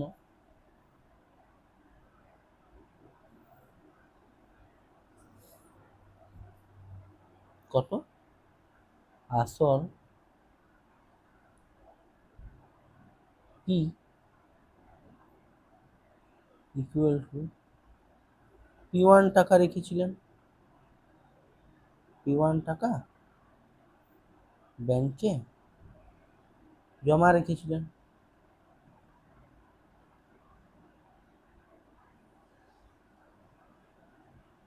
ওকে, তো আমরা এখানে কি বললাম যে ধরি রথিন বাবু প্রথম মেয়ের জন্য P1 টাকা জমা রেখেছিলেন ব্যাংকে। সো তাহলে এক্ষেত্রে দেখো তুমি আসল ধরে নিলাম, সময় কত আছে দেখো, সময় টি ইকুয়াল টু রতিনবাবু প্রথম মেয়ের বয়স কত, 13 বছর। সো আর 18 বছর হলে টাকাটা পাবে, তাহলে কত হয়ে যাবে 18 - 13, তাহলে 5 বছর পর টাকা বার করবে, হয়ে গেল। সুদের হার কত হয়ে যাচ্ছে, সুদের হার কত হয়ে যাচ্ছে, আর ইকুয়াল টু 10%। অতএব আমি কি করবো দেখো, এখানে সুদটা বার করবো। সুদ আই ইকুয়াল টু কি হয়ে যাবে দেখো, P T R by 100। So এখানে পি এর ভ্যালু কত আছে দেখো, P1 ধরেছি আমরা, টি কত আছে 5 বছর, আর কত 10%, ডিভাইডেড বাই 100, কেটে যাবে 5টি কেটে যাবে। সো কত হয়ে যাবে এখানে P1/2। সো তাহলে এখানে কি করবো, অতএব আমি এখানে সুদ আসল বার করবো, সুদ আসল, কারণ সুদ সহ বলেছে। তো সুদ আসলে আমরা কি জানি, কি হয় বলো, সুদ প্লাস আসল হয়ে যায়। সো এখানে আমার সুদ কি বেরিয়েছে, P1/2 প্লাস কত হয়েছে, আসল কত আছে আমার এখানে, আসল আছে এখানে আমার P1 আছে, যেহেতু আমি আসল আগেই ধরে নিয়েছি P1, তাহলে এখানে কি হয়ে যাবে, এখানে তো P1 হয়ে যাবে প্লাস, আর এখানে কিছু নেই, তা কি হয়ে যাবে 2P1। তো এখানে তাহলে কি হয়ে গেল,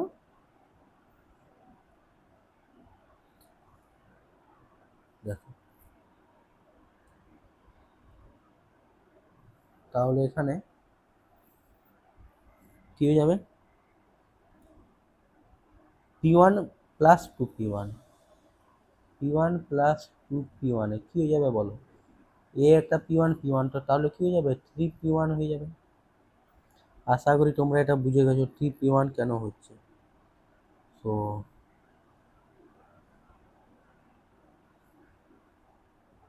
কী হয়ে যাবে তাহলে? 3p1/2 টাকা।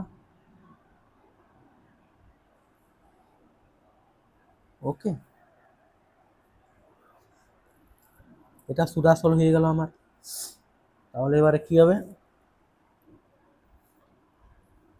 শর্তানুসারে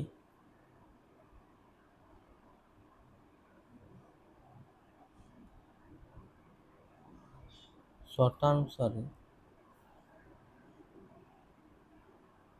এই যে সুদ আসলটা আছে 3p1/2 ইকুয়াল টু কত হবে? যে 10 বছর পর, সরি, যখন 18 বছর কমপ্লিট হবে, মানে যখন এখন 13 চলছে, তাহলে 18 বছর 5 বছর পর যে টাকাটা পাবে, কত আছে ওটা? 1,20,000 টাকা। সো এখানে কি হয়ে যাবে? 3p1 ইকুয়াল টু এই 2 চলে যাবে এদিকে। সো p1 ইকুয়াল টু কী হবে? এই 1200, সরি, 1,20,000 ইন্টু 2 কত হয়ে যাবে? 2,40,000 বাই 3। 3 দিয়ে যখন কেটে যাবে কত হয়ে যাবে?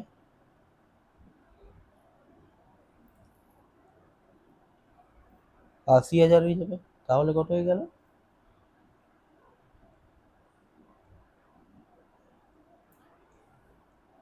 তাহলে এখানে দেখো আমি কি পেয়ে গেলাম? ফার্স্ট অ্যান্সার পেয়ে গেলাম। ফার্স্ট অ্যান্সার কী হয়ে গেল আমার? তাহলে প্রথম মেয়ের ক্ষেত্রে তিনি কত টাকা জমা রেখেছিলেন? 80,000 টাকা জমা রেখেছিলেন। আশা করি তোমরা এখানে বুঝে গেছো। তো এটা কী করে হলো দেখো, দেখো কি করলাম আমরা এটার জন্য। দেখো, তো আমরা এটা কী করলাম?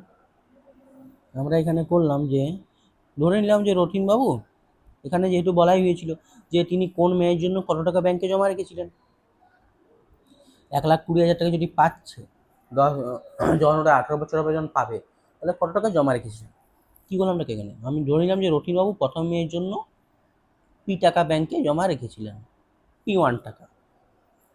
তো এখানে সময় কত হচ্ছে দেখো, সময় কত হচ্ছে? 18 বছরে পাবে। আর প্রথম মেয়ের বয়স কত চলছে? 13 বছর।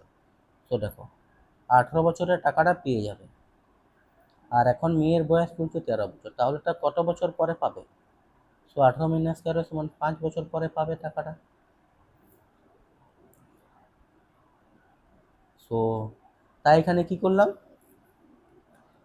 18 - 13, 5 বছর দেখো টাইম পেয়ে গেলাম, সুদের হারও পেয়ে গেলাম।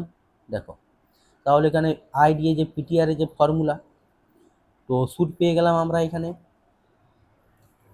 তো সুদ পেয়ে যাবার পরে কি করলাম? সুদ আসল বার করলাম। সো এটা ছিল তোমার আসল, আর এটা ছিল সুদ। সো এখানে কি করলাম? সুদ আসল পেয়ে গেলাম। তো যেহেতু এখানে অঙ্করে বলা হয়েছে যে কত টাকা ব্যাংকে জমা রেখেছিল, তো এটা তোমার মোট, তোমার এটা সুদের টাকাটা দেওয়া আছে এত% সরল সুদের হারে, ওটা কত বার করতে হবে। তো কী করলাম এখানে? এখানে শর্তানুসারে করে নিলাম যে এই যে সুদ আসলটা ছিল এটাকে ইকুয়াল টু এই টাকাটা। তো এখানে যে 2টা ছিল ওটা এদিকে চলে এলে কত হলো? 2,40,000 হয়ে গেল। তো p1 এখানে বেরিয়ে গেল আমাদের এত টাকা। তো এখানে আমরা প্রথম অ্যান্সার তাহলে পেয়ে গেলাম। এটা তোমার কি হচ্ছে? First answer. এবারে সেম আমরা দ্বিতীয় মেয়ের ক্ষেত্রে করব। তো দ্বিতীয় মেয়ের ক্ষেত্রেও দেখো সেম। দ্বিতীয় মেয়ের ক্ষেত্রে বয়সটা কত আছে? 8 বছর। দ্বিতীয় মেয়ের যদি এখন 8 বছর হচ্ছে, তো ওর 18 বছর বয়সে টাকাটা পাবে ব্যাংক থেকে, দেখে নাও। তা এখন ওর বয়স কত চলছে? 8 বছর। কি বলে 8 বছর? 8 বছর বর্তমান বয়স। তাহলে কত বছর পর পাবে বলো তো? 18 - 8 সমান 10 বছর পরে পাবে। তো দ্বিতীয় মেয়ের ক্ষেত্রে দেখো তোমার শুধু বয়সটাই চেঞ্জ হবে, আর আসলটা দ্বিতীয় মেয়ের ক্ষেত্রেও কোনোটা ধরে নিতে হবে। প্রথম মেয়ের ক্ষেত্রে তো আমি আসল পেয়ে গেছি, যে প্রথম মেয়ের কত টাকা ব্যাংকে জমা থাকবে। তো দ্বিতীয় মেয়ের ক্ষেত্রে কী হবে দেখো, আমরা দ্বিতীয় মেয়েরটা বার করবো। দেখো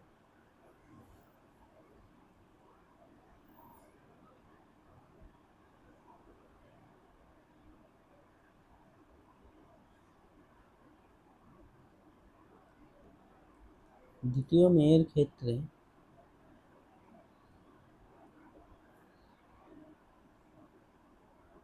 আসল কত হয়ে যাবে, আসল পি ইকুয়াল কত হয়ে যাবে, দেখো দ্বিতীয় মেয়ের ক্ষেত্রে আসল কত হয়ে যাবে, পি2 ধরে নেব আমরা। ওকে, সো এখানে সময় কত হচ্ছে, 18 মাইনাস 8, 10 বছর। সুদের হার কত হচ্ছে, সুদের হার কত হয়ে যাচ্ছে, দেখো 10% তো জানো। অতএব এখান থেকে আমি সুদটা বার করবো।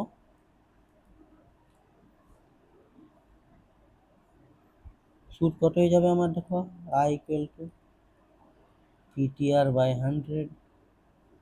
তো পি এখানে কত আছে, পি2 আছে, টি কত আছে 10 বছর, এখানে সুদের হার 10 ডিভাইডেড বাই 100, দুটো জিরো কেটে যাবে, তাহলে এখানে কত বেরিয়ে গেল, সুদ পি2, সুদ কত বেরিয়ে গেল, পি2 টাকা। সো তাহলে এখানে সুদ আসল কত হয়ে যাবে, দেখো সুদ আসল মানে কি হয়ে যায়, সুদ প্লাস টাকা। তো এখানে আমার সুদ কত বেরিয়েছে, প্লাস আসল কত আছে আমার পি2, তাহলে এখানে সুদ আসল কত হয়ে গেল, 2p2 টাকা। অতএব তাহলে এখানে শর্তানুসারে কি হবে, এই সুদ আসল 2p2 ইকুয়াল টু 1,20,000 টাকা। সো এই 2 দিয়ে যদি এটা কেটে যায় তাহলে কত হয়ে যাবে,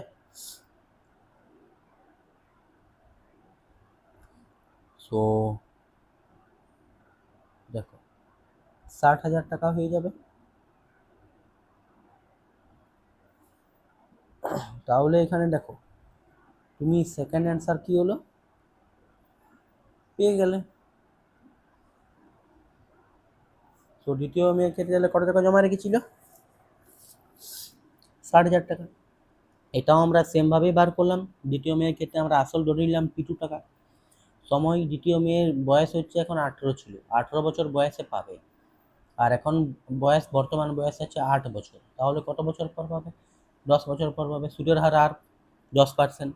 সো এখানে আমরা সুদটা বার করলাম, সুদ কত বেরিয়ে গেল আমাদের, পি2 টাকা। সো কারণ আমরা সুদ আসল বার করলাম, তো এখানে যে সুদ আছে, সুদ প্লাস এই যে আসলটা যে বার ধরেছিলাম আমরা, আসল ইকুয়াল টু পি2, এখানে এই যে আমরা আসলটা যে ধরেছিলাম এই আসলটা এখানে নিয়ে নিলাম, বুঝতে পারলে তো, সুদ প্লাস আসল। সো এখানে সুদ আসল করার পরে কি করলাম, দেখো সুদ আসল জন এখানে বেরিয়ে গেল 2p2 টাকা। সো এখানে 2p2 বাই মূল টাকাটা যেটা পাবে 18 বছর হতে গেলে। সো এখানে 2 দিয়ে কেটে গেল এটা, সো কত 60,000 বেরিয়ে গেল, তাহলে মোট আসল কত বেরিয়ে গেল, 60,000 টাকা। অতএব আমরা তাহলে এখানে তোমরা কি বুঝতে পারলে, প্রথম মেয়ের ক্ষেত্রে আসল কত বেরিয়ে গেল, 80,000 টাকা। সো প্রথম মেয়ের ক্ষেত্রে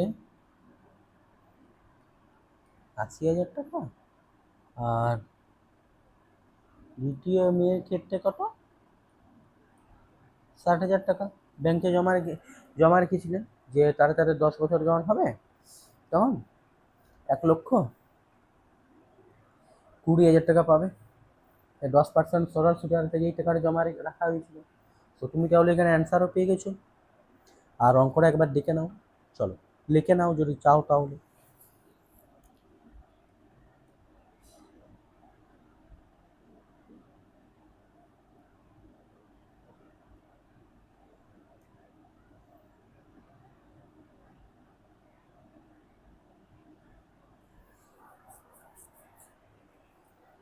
দেখো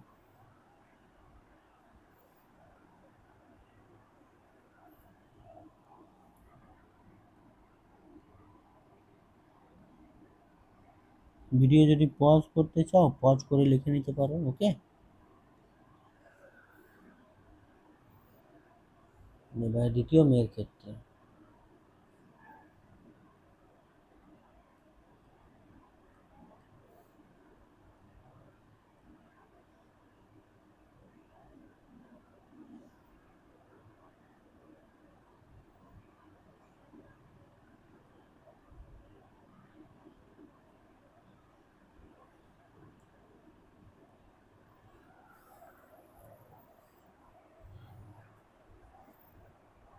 আশা করি তোমরা বুঝে গেছো।